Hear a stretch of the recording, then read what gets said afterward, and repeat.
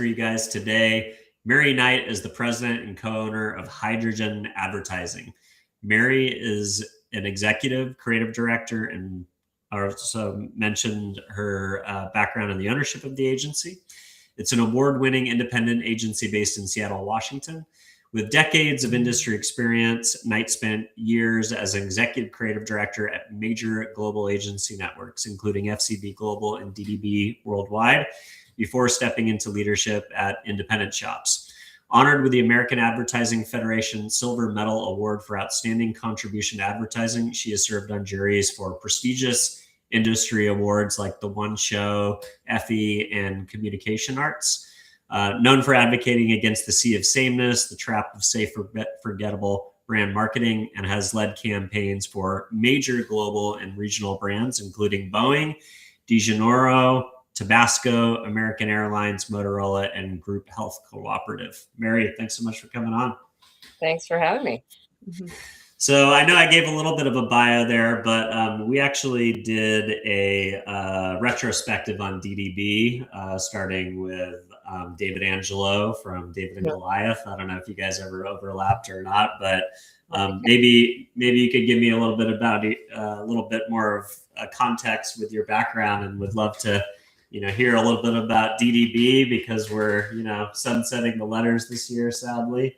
But where'd you grow up? What'd you study, and how'd you get into advertising?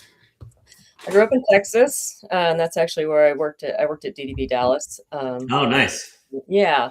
Went to school at University of Texas at Austin, and went through the ad program there, and landed at what is now TRG, I believe, and ultimately at DDB, which was Tracy Locke. DDB actually had. That was my first time to have 3 different company business cards. So I had a DDB, a Tracy Locke, and we worked on a telecommunications company that is long gone, but it was called GTE. And so I had Focus. That was the company for GTE. So that was formative years in Dallas. And I love to call that like the beginning of my big agency brat tour. And I guess they're all the letters are going away. Jumped up to the Pacific Northwest and joined Borders Parent and Norinder, which folded into, I keep finding my way back to networks, at least in my history. That ultimately turned into FCB. And got it. Did a little jump to Chicago for 5 years. And that's where I worked on DiGiorno and Quest, another telecommunications company that now has a different name.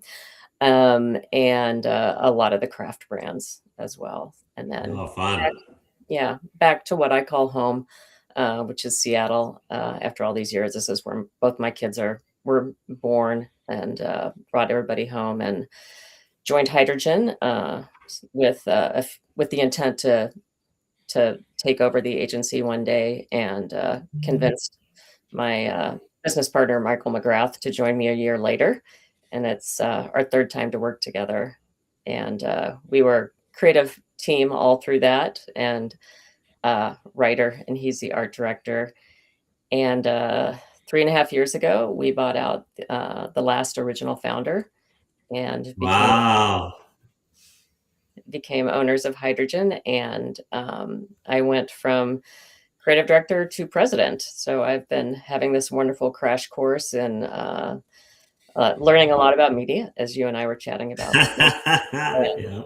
and the account team, and really having a bigger purview of the whole agency. And it's been pretty exciting times. We've more than doubled in size since we took over. Wow, congratulations.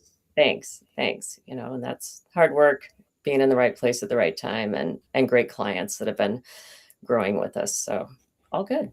So cool. So tell me a little bit about, so it sounded like when you joined Hydrogen, you kind of had a plan to eventually want to own the agency yourself. I think, we're coming up on this moment right now. I think it's like,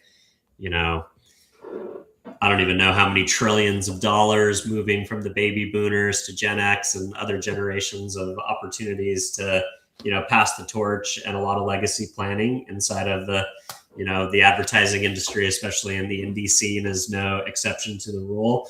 So, what got you thinking about wanting to become an owner other than just like a partner at one of the bigger networks inside of indie land, and were you strategic in kind of finding an agency that could give you a pathway to ownership? Or tell me a little bit about that journey, because I think a lot of executives, that sounds like a pretty interesting way to go about becoming an agency owner versus having to do the startup thing. Right. Yeah. And I know we were super fortunate to, an agency with a fantastic name. It's like, well, we're not changing that. Um, Yeah, right. yeah. I mean, the whole idea of like the simplest element in the universe, and, standing for simplifying the complex, which the agency turns 25 next month. And Wow. that positioning is even more relevant, and all of the AI stuff we're all tired of talking about. But like, you know, that makes it even more, simplifying the complex is more important than ever. So we take the complex stuff that's taking away from the human brain energy, and putting that to work in the right ways, and delivering it to clients in a way where, like, this extremely complex media landscape, we can roll it up, really see what's going on out there, use AI in the right places, and deliver insights and thinking and original creative thought, which is something, as of yet, call me in 10 years, AI can't do that. Yeah. Yeah, totally. It's Yeah. AI is really good at synthesizing large chunks of information, but it's hard at predicting. Well, it's not very good at having original thoughts, right? Like coming up with Yeah. something. It's good at looking at the total sum of past information, synthesizing that, and giving you kind of jumping off points. But it's all based on what's already happened. It's not coming up with original creative ideas. But great Yeah. for jumping off points, I think. Yeah, yeah, I agree. And I think even original media strategic ideas, and incapable of original thought is a phrase I use a lot. I love hearing you say that too. Okay, so back to how we got to hydrogen. I knew it was time to head back to Seattle, and I had worked with both of the co-founders, Rick Peterson and Tom Shear, in a previous life at SCD Seattle, and they had formed Hydrogen with another business partner, and they were the two who had continued the business forward. And they were looking for, like, who's their next generation. Definitely, having come off of a long career in big agencies, like being knowing that, oh, okay, I don't have to always feel for that knife in my back, and which sometimes happen at some of the larger agencies, especially if people feel like, there are only so many seats at the table and they have to protect theirs. Um, that had a really good, easy relationship with Rick and Tom. They were looking for what was next. They had just brought in a big piece of business.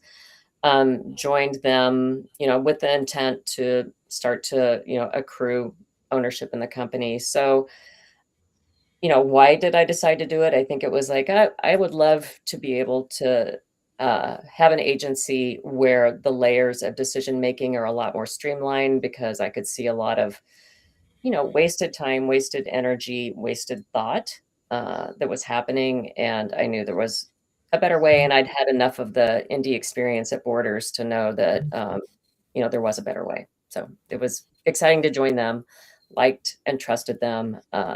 Lured Mike to join, and he was someone that I liked and trusted as well. And that's what you like. The longer I do this, the more that's really what it's about.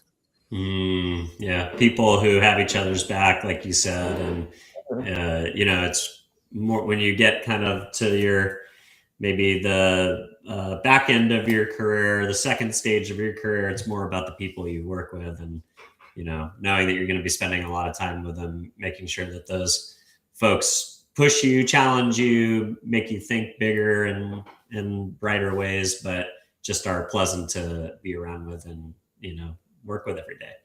Yeah, yeah. Call it like you see it, but know that you still are supporting each other as you do it. Because yeah, we can only, we have to hold each other up to a certain standard and push each other, and also bring in fresh thinking. So it's not just about all people we've worked with, but Yeah. All right. Let's talk about your concept around the sea of sameness, because I think it does apply. I think we kind of preluded it a little bit in our conversation around AI, but I think it is actually very relevant. You often warn brands against falling into the sea of sameness. I recently interviewed somebody who told me, third party from a search consultant, that a search consultant basically RFP'd 3 agencies on behalf of a client. All 3 agencies used AI to respond to the brief and turned in the same response to the brief. And none of the agencies were awarded the business, and the search consultant was fired from the brand from not vetting this process. So when we are all, in these LLMs and, knowing that it's got really great capabilities to take what we used to consider busy work off the table and synthesize data and do all of these great things. But when it's all kind of like reaching for the same ingredients, I think we very much run a risk from running into that level of that sea of sameness. And sometimes it can be more subtle and won't show up to like where it's as blatant as causing the issue, the scenario that I just ran you through. But how do you think about leveraging these new tools in a way to be faster and more nimble, but then not fall into the sea of sameness? Well, I mean, I think, some people had, and I've been doing this long enough that I can remember multiple tools coming along and saying like, oh, great, we'll never have to do X again, or everyone can try this now, or, it's now something that anyone can do. And I think we've found out over time with previous tools, and I understand AI, is a whole different league, but each step has been a whole different league. Yeah. It's not the strategy, it's not the original thought. And so anytime, if we're trying to, replace, I heard somebody, in fact, just recently, I heard someone describe AI as almost an intern, with all due respect to interns, but it's like you would never just take something an intern did and not even look at it and just push it forward. So why would you do that with a machine that may like make some stuff up or is pulling from the same, like that story is kind of unbelievable. It's like, really, dude? I mean, we've all been in like, as a career creative, we've all been in that pitch where at least 2 agencies had almost the same creative idea. But imagine every step of the process, and that happens because we're all, working from the same input, and sometimes we all think we're being original, but sometimes we're not. Yeah, there aren't original ideas. Usually, just the people who can get them done the fastest, right? That's right. That's right. Or put the most, unique new spin on like Yeah. 6 original idea or 6 ideas, and everything's a variation of one. But anytime we try to lean too heavily on a tool and try to get it to think for us, I think we run in danger of getting to that unoriginal thought. It's not Your intern analogy, I think, was very poignant, because if you can think about like the early days of social, like that was social media strategy. Remember when it was like, oh yeah, we have an intern, they're doing social. Yep. And now they're managing what could have been considered or will be considered maybe one of the most important channels of communication. And it was kind of like, whenever new technology showed up, it was like throw an intern at it. So I think that's really interesting. Let's talk about, the sea of sameness in the context of, even outside of AI. I interviewed the CMO of Farmers Insurance one time, and he told me his goal was to keep the decision-making committee to the least amount of potential people, including senior executives, because, when everybody gets to weigh in, because everybody has an opinion about advertising and marketing, because we're all consumers of those things, the more decision makers, the more, chance for the creative to kind of go to the middle, to the safest potential execution. And, like back to the analogy about everybody has an opinion, I would never come to the chief the CIO of an organization and say, hey, we should probably be on Amazon Cloud instead of Microsoft. Like, what right do I have to make that assertion? But at the end of the day, advertising seems to be a little bit different because I think as consumers, we're exposed to so much of it. Sure. So I'd be curious if you could give, what are the earliest warning signs that a brand's marketing has become safe, derivative, or invisible? When it's following the trends that we're seeing everywhere else. There's a pretty hilarious quote that I probably will butcher, but it's fairly fitting. Was it search all your towns and your cities, you'll find no statues, two committees. Like, the more people that get involved, the more watered down it gets because one people may be like, and obviously it has to be true to the brand, and people have to be able to walk down the hall of a brand and say, like, I believe in this advertising, so it has to truthfully come out of the company, where the company, their brand promise and but the more people you get weighing in on the little pieces, the more likely you are to have something that will potentially be noticed by no one because there's nothing about it to draw your attention anymore. Having worked at massive global shops like FCB and DDB before leading an independent agency like Hydrogen, what can nimble independent agencies do that holding company giants struggle to match these days? I think I talked earlier about one of the draws to me to join Hydrogen was the decision-making hierarchy. And, obviously we don't want the committee to weigh in on everything because we won't get a statue then. But to remove some of those layers, and I think that also tampons, even within an agency, that can either tampen or skewer, smart creative ideas as it's working its way up the ladder. Because I think the more layers there are, the more people are problem solving for what they think the next person in the layer might have an issue with. And that can really water things down quickly. Stepping into agency ownership and the president role requires shifting from a pure creative decisioning to running a business. What was the steepest learning curve in making that transition from creative to business owner? Knowing just enough about media to be dangerous. And I'm going to say, and I know Greg Tamura, our media director, does this every time I say this, but I said, media people, like good strategic media people, are exactly the same as creative people. And there's a lot of the same type of thought process. Obviously, there's a lot more, for lack of a better word, left brain at work in media and more tools. And no one wants creativity or gray space when it comes to media numbers and things like that.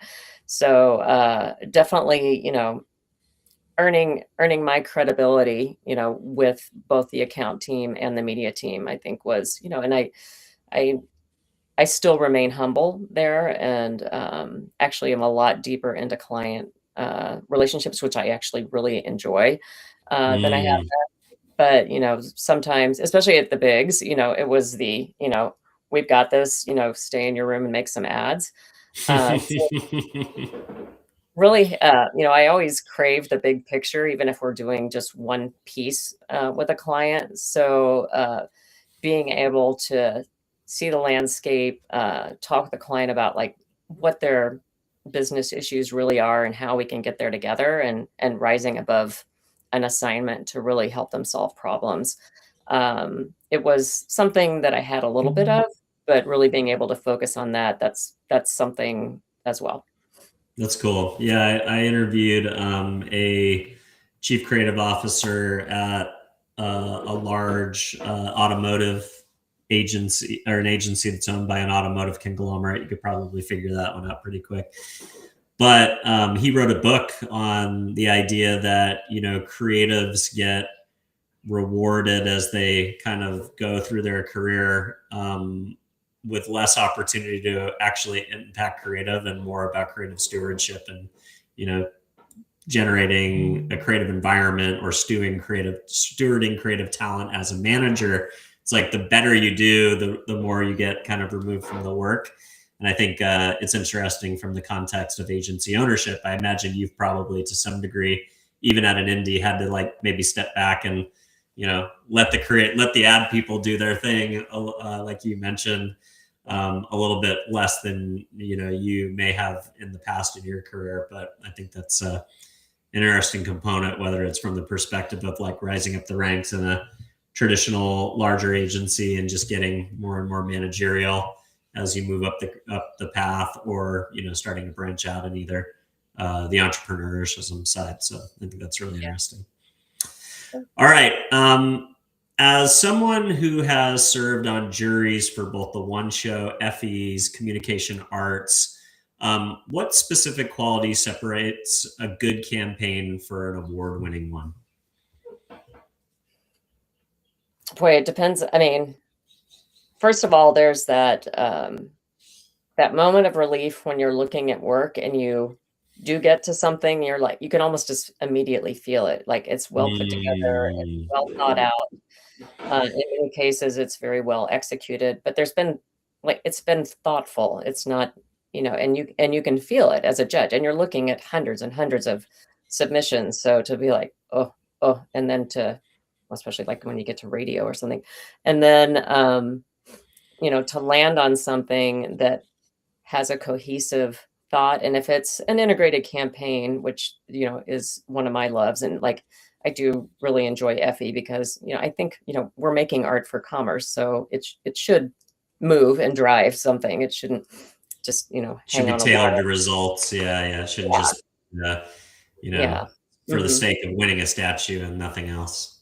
Right. Yeah. So I mean, like we're creating art for to assist our clients in solving a business problem, and we're all in the world of commerce.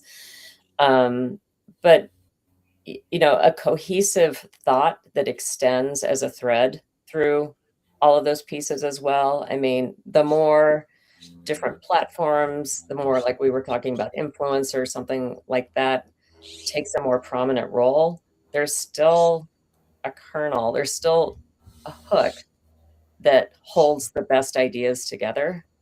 And as a career creative until recently, and I still have, of course, part of my heart there, does it make me wish I'd done it? And it is a gut thing, and that's probably a over time experience thing, where you move from pure jealousy to like admiration for things like they're really like of our what 6 or 8 original creative ideas, like that's something that and that's something I look for in staff too. And when we bring in new people, is it something that we don't want to recreate what we'd already do? We want someone who's going to come in and do something in a new and different way and show us like potential. Otherwise we could just do it.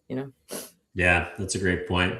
So on the judging process, you're starting out with maybe 500 submissions, and then you could almost like it's a palatable difference between the projects that or the work that gets submitted that meets the bar, in which you kind of have that like sigh of relief, like you found something. I guess that's what they call the shortlisting process, I would imagine, Yes. right? Okay. How hard is it once you get into the short list in coming up with the winner? Is that more high stakes and more, subtle? This is kind of fun because I haven't gotten as much behind the scenes judging play by play, in interviews before. It depends on whether you're making the decision yourself or whether you're trying to get to like a best in show with a group. So I find that it's usually pretty easy to get to the top 2 or 3. The ones that you just can't get out of your head, especially if it's a multi-day judging, to come back the next day and go like, "I can't get that one out of my head," and it just really, um, moved me, or something about it really stood out. I will say I've sat in, a room for 5 plus hours, talking about, what deserves best in show, and everybody's just trying to, like, case building, and, you know, we we all have and I don't believe any of them were directly connected to the work. I think just, ask, 4 creative directors, get 5 opinions. And so, you like, to get us all to agree that there's, like, the one, it happens every once in a while, but it doesn't happen every time. So, it becomes a conversation, bringing up, like, why you feel that it's unique and deserves it over the other one that or 2 that are in contention. And then sometimes, you say, like, "Okay, it's really great work. It is award-winning work. I still like that one," but, that it's the majority rules at that point. That makes sense. So yeah, it is a true jury in the Mhm. context of it doesn't necessarily have to be unanimous, but it can go. Sometimes there can be dissenting opinions or opposite opinions, and it goes into quite a bit of deliberation. Yeah, yeah. I don't know that I've ever been in one of those multi-hour conversations where someone did not respect something that was on the table, though. That would be a whole Mm, different thing. But I'm sure that could happen. Mm. interesting. All right. When economic pressures cause brand clients to play it safe, how do you pitch bold, unconventional, creative concepts so clients feel confident in saying yes? I think there's no more dangerous time to be the wallpaper we talked about that can happen when multiple people weigh in and multiple layers water an idea down. Like, how can you afford to be the invisible, your budget is shrinking, your competitors, that base is growing. How can you afford to be invisible, or for someone to be able to look at that work and not remember whose logo or like who it's from? Mm, That is a lot scarier than an idea that's going to stand out. so you think that the CMO that's number 14 in a 15-person category, they almost are required to be a disruptor and to come up with bold work, or at the end of the day, you're just managing decline? Yeah, I mean, and not even, I mean, I would say even further up than that. And, even as a category leader, I know some category leaders have such a heavy spend that they may say, like, okay, we're not going to do anything to, like, ruffle any feathers anywhere. But I think most of the really big category spenders um, do disrupt and try different things. They have the freedom to, run multiple campaigns at the same time and that sort of thing. But yeah, I think um, we and number one does have the opportunity to say, like, if we're out there, everyone knows it's us. But most brands are not in that position. I would say even number 2 and 3.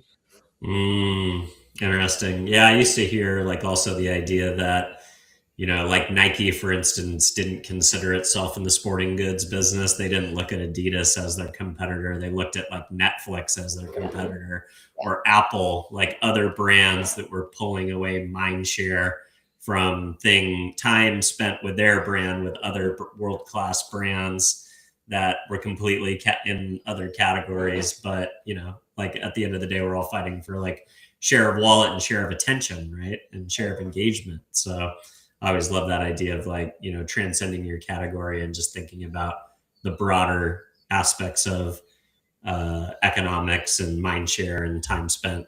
But all right. You've led highly praised campaigns in healthcare and complex consumer services. How do you find human emotion and simplicity in heavily regulated, or what some would consider technically dry industries? Yeah, I mean, I think that's where I've throughout my career been a fan of emotion that's relevant to a brand. that's believable for a brand. You can't like slap comedy on, certain, very serious, like you wouldn't take a very serious healthcare brand dealing with life or death and slap comedy on it, I don't think.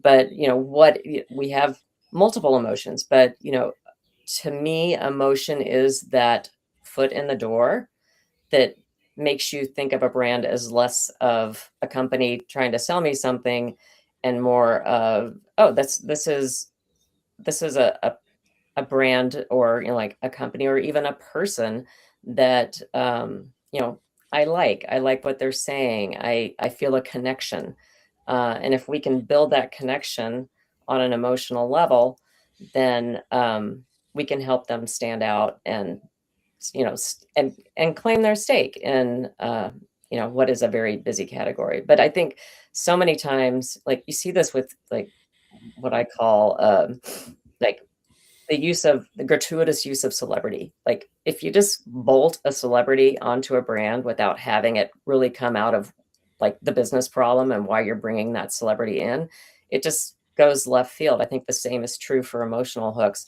Um, you're going to separate from all of the other brands out there if you can build that relevant human connection between the brand and your audience. Yeah, the celebrity play, even in the Super Bowl campaign, sometimes like the celebrities feel just like a bolt on. And then, Mhm. like you mentioned, you don't remember the work, but feel like when you reach for a celebrity spokesperson, you really have to do some homework and thinking about like, do they represent the avatar of your customer? And, will your customer relate to them? Do they care about them? Versus Yep. just kind of, the CMO like so and so or their kids do or whatever. Yep. Hydrogen was recognized as a top workplace in Seattle. In a high stress agency environment, how do you maintain a supportive culture without sacrificing creative standards or pitch deadlines? I'm gonna go back to 2020 for that one.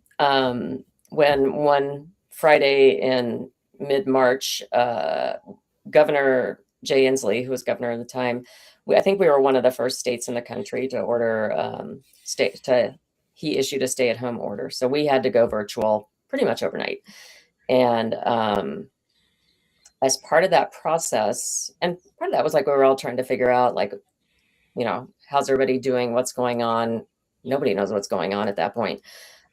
We started doing this daily 10 a.m. virtual, like, screen check-in with everyone. And it was just, we called it the hello, with the H. And it was just to make sure everybody's doing okay. We could, like, if we had to do a punch list of any work or anything like that. But it was mostly just to hear everybody's voice or look everybody in the eye, say, how are we all doing?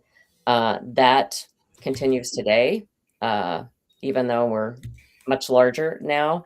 In fact, we had one this morning, and the point of it's our virtual coffee pot, because we made a decision at the end of 2022 to go that virtual is working very well for us. So we're what I call virtual first. So our daily hello is like our virtual coffee pot, where we can talk about movies, we can talk about gross jello molds, we can do whatever we need to talk, or we can like be in and out in 3 minutes if everybody's just like, I gotta go. But it's that human connection, even though it's virtual. And then we meet once a month in person to keep that rhythm going as well. So those, we tried to structure those days more as, you know, learning days, sometime, hopefully not boring training, but, maybe some inspiring training, hear from each other, see each other, bring in lunch. Once a quarter, we do uh, like the team introduced an idea to do a quarterly day of giving. So once a quarter, Mm. something like build tiny homes, or build out, fill backpacks full of food for kids who, need food on the weekend. So, we try to work with different, especially local companies, to help pull that together. But that's all part of bringing a different kind of culture. And, I think some people have been really um, anxious to like get everybody back in the office, and we're not feeling that. And anyone who we have a membership at a place. You see, anyone who wants to can rent a desk and come in for the day. So if you want to come in and concept together, or even just spend the day with other people, that's totally doable any day of the week.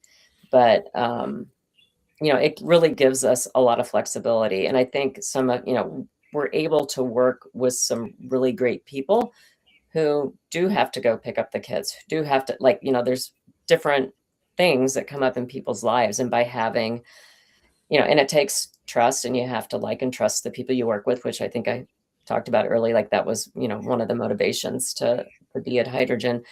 Um, and work with people within people's lives. And yeah, do we sometimes work nights or weekends? Of course, this is advertising, but that's we try to make that the exception, and we trust each other enough to know that the work is going to happen, even if we're not all sitting in a room together. And I think people appreciate that. They appreciate being treated like adults.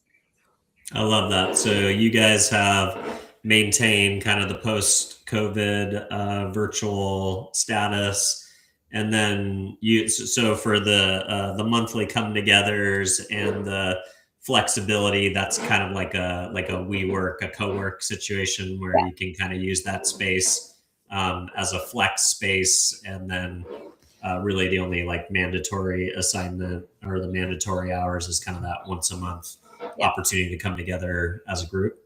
Hmm. Awesome. And then does that allow you to still hire like virtually, or do you still kind of center your talent requirements and needs around kind of the Pacific Northwest, Greater Seattle area to still have that opportunity to collaborate in person, or does it allow you to look across a broader geography for talent? I'd say the majority of us are in the Greater Seattle area, but we definitely, we have one person on the leadership team who lives in Bend, a couple of new, really great media hires out of the Portland area, a little bit down in your neck of the woods, and then, Nice. yeah, yeah, uh, and then actually one in Colorado too. So, yeah, it definitely opens up the potential to be able to, bring in the right talent, and just like probably, TMI, but like our out of staters only come every other month because we know Oh, that's a really, cool. yeah. Hmm. I love it. All right. With AI tools rapidly changing copywriting and visual production, how is Hydrogen using technology to enhance creative strategy without diluting some of the human elements that we talked about? What are the biggest areas that you guys are implementing AI, and where is it having the most amount of impact on traditional agency work as we know it? Right. In addition to the media, uh, content gathering, obviously that doesn't recognize the insight or, some of the upfront strategic thinking. For creative, we tend to use it more in the ideation phase. There's still a lot of ambiguity around the the finished product, but it's definitely a great tool for ideation. And in fact, like jumping over to probably the most recent large effort that's just coming to an end is a summer campaign we did for our client Thumbtack. And they are a very like AI driven organization, and they're like a technology company, and home improvement. um, but part of the reason they wanted to work with us was we were doing a Seattle specific effort, and it was about being very true to Seattle.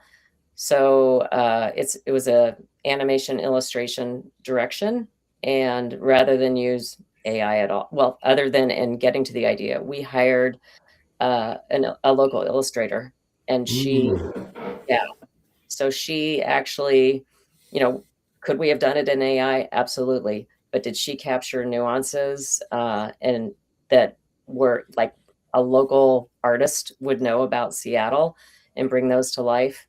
Absolutely. So, like, I was super excited and proud that Thumbtack wanted to go that way, and it I think made for a much more interesting campaign. So I think, as we find the right places for AI, it becomes even more important to realize what the wrong places for AI are. So Yeah, that's cool. It's interesting to see even technology leaning clients that might boast about having AI in every, facet of their offering and workflow, leaning into authenticity or some form of traditional storytelling because it's punching through, especially with, the platforms having to actually put a disclaimer or a tag on the content when it's AI driven. We've seen, at least from a media perspective, any commercial that has to be marked as AI completely flops. People won't accept it.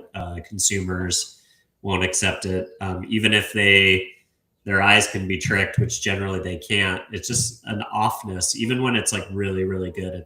It's not that's like that's not real. It's like that's off. That doesn't feel Right. human. There's something that's in my like primordial brain that's Mhm. telling me that this isn't real. So I think that's a good sign, or a good, and then a lot of people are saying, well, when 99% of the content is AI driven, then that's just going to be that's just going to be like banner blindness. Eventually, people will give that up. But I don't know. I'm optimistic that we will be more resilient as humans in what we're willing to accept as reality, at least in the context of storytelling. I tend to agree with that, and I think the initial, "Oh, AI can do anything," and, here we go.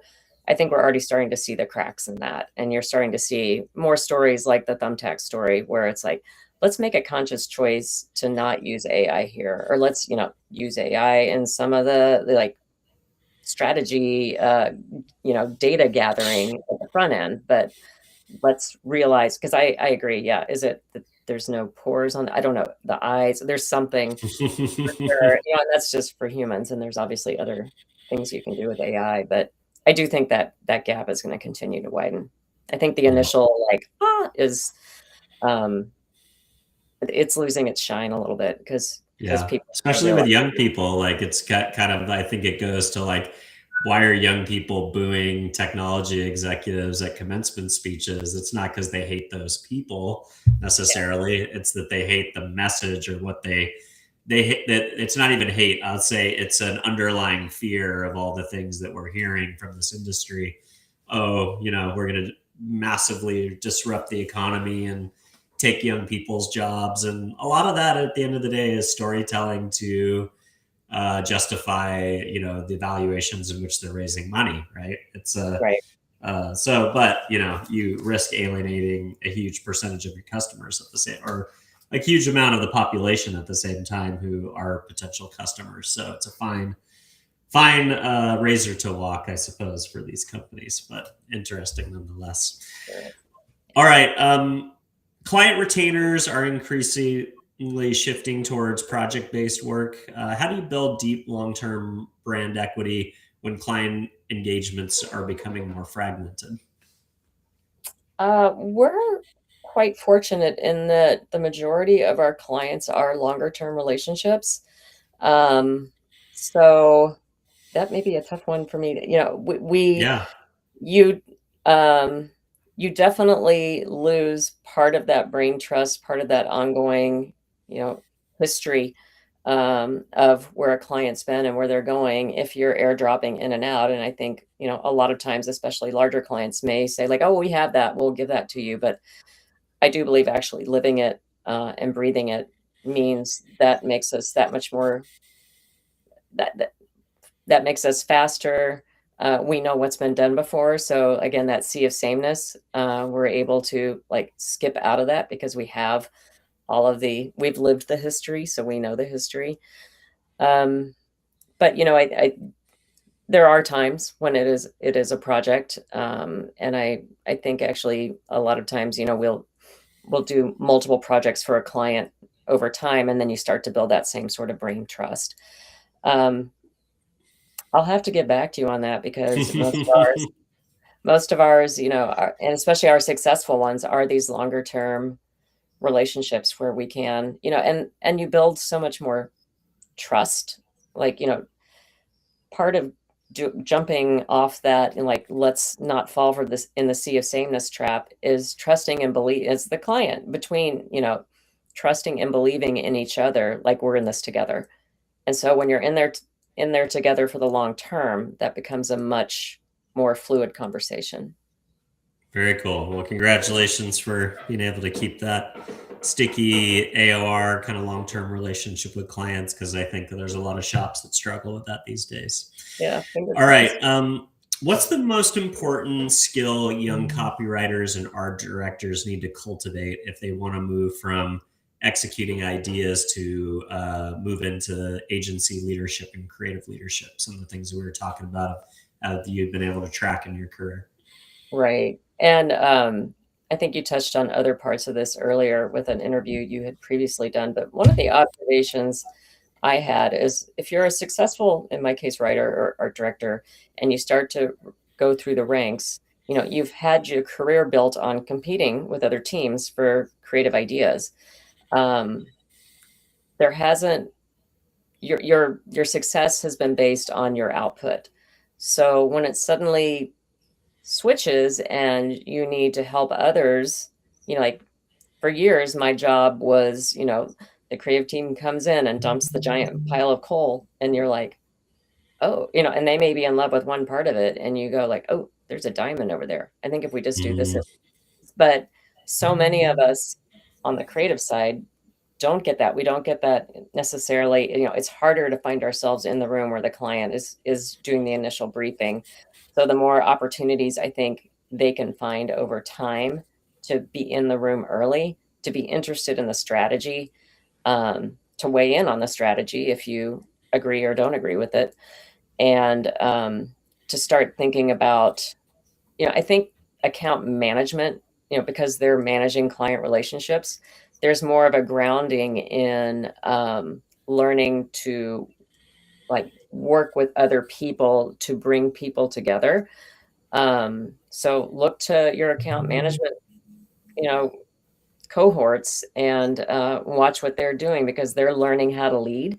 And that is a skill that is woefully inadequate in a lot of agencies for creatives. You go straight from, creative award-winning rock star to suddenly you're a creative director, and you're trying to get everybody to give you the idea that you have in your head, rather than,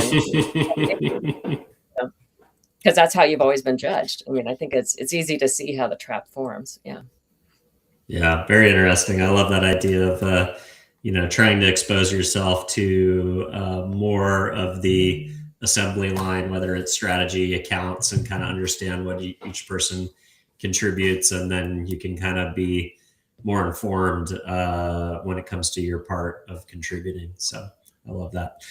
Well, Mary, this has been a fascinating conversation. Love to hear a little bit about your career and then all the success you guys are having over at Hydrogen, growing the team and keeping your new thinking around agency culture and responsibility and flexibility of stewarding the next generation of agency workforce into the new world.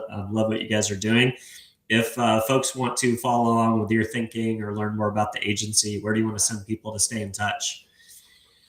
They can reach out to me on LinkedIn or go to our website, hydrogenadvertising.com, and drop a note in the contact, and I'll get it. So either way.